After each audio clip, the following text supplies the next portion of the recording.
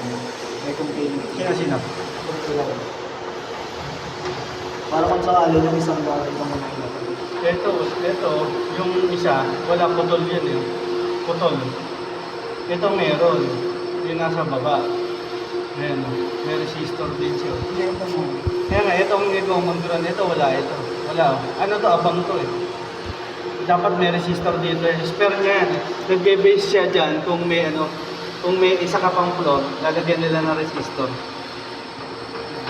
Kaya ito putol to, putol. Ito lang ang merong continuous, pumunta siya sa common.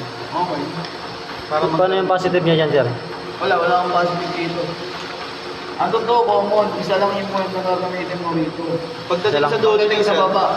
Bali, ang ganito kasi yan. sa driver meron. Ito, yung mga kulay na yan, ito yung puro positive mo.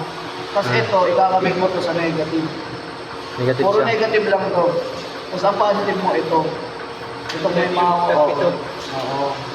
Kasi ang mangyayari dyan, syempre kapag,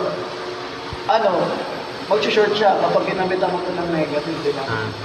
So ito, lahat ng Negative na to. Negative na yan, pati ito negative din to. Parehas pala yun. Yun ang pinaka-negative. Wala palang positive yan, sir? Wala, ang positive mo dyan, ito na. Tapos kung gagaling yung positive mo, dun sa annunciator. E paano to? I-splice na to, sir? Oh, splice mo ulit dyan. Dito mo kakabit. Para awakit ulit siya dun sa taas. Pagkasamahin to dito? Oo. Ano ganito? Continuity. Yung dalawa? Ay, mga Meron. Meron. Okay, pwede mo na sa anak ko. Pwede tigation sila. Try mo nga yung ito yung kabila, yung pangatlo. Dito ko mo sa pangatlo. Ito lang meron. Ang wala na. Hindi nga. Yung Yung sa kasi taas. resistor to eh. Yung sa taas. Sa taas yung mga tabi. Ito meron. Ito madula. Sino? Ito meron dito. Wala siya dito.